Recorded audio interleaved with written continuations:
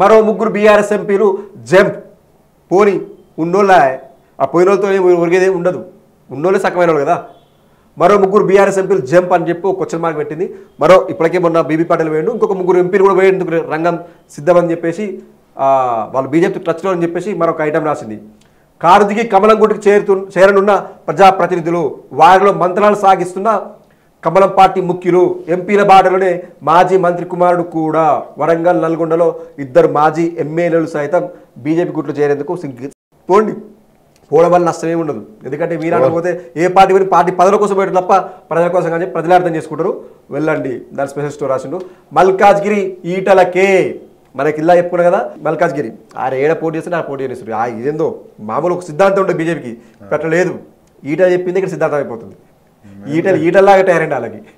ఎక్కడ పోటీ చేస్తే అక్కడ ఇవ్వాల్సి వస్తుంది, లేదంటే వేరే రకంగా వెళ్ళిపోయి ఇప్పుడు మల్కాజ్గిరి ఈటలకే భయం. పాపం ఇక్కడ ఒక బీజేపీ నేత ఇక్కడ రోజు ఒక వెహికల్ తిరుగుతుంటే నాకు ప్రచారం, అరే పాపం ఎంత ఖర్చు పెట్టుకున్నాయేమో. ఆ మధ్యలో ప్రచారం కూడా వచ్చింది ఏంటంటే నాకు ఎంపీసీ డిపిసి మీకు భూ రాసి అని చెప్పేసి భూ రాసి ఇచ్చిందట ముందుగా లేదు. కానీ మరి మల్కాజ్గిరి ఈటలకి అని చెప్పేసి నిన్న అనౌన్స్మెంట్ చేశారు. 9 మందిలో బీజేపీ తొలి జాబితా విడుదల చేసి మనం చెప్పుకుని వెళ్ళాక అట్లా ఆదిలాబాద్ ఎంపీ బాపురకు సంబంధించి పెండింగ్లో ఉంది. చేవేల నుంచి కొండ జైరాబాద్ బీబీ పాటిల్కు ఆల్రెడీ వాళ్ళు ఓడిపోయినట్టు వాళ్ళకి ఇదివరకు ఇచ్చింది. సో 9 మందితోని నిన్న లిస్ట్ విడుదల చేసింది.